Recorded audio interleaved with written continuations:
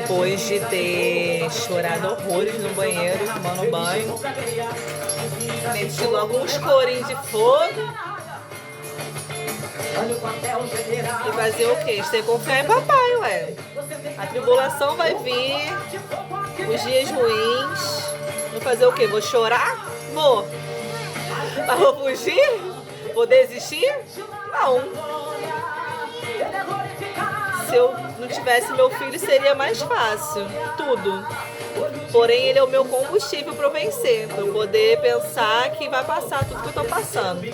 Arcanjo de guerra lá do céu.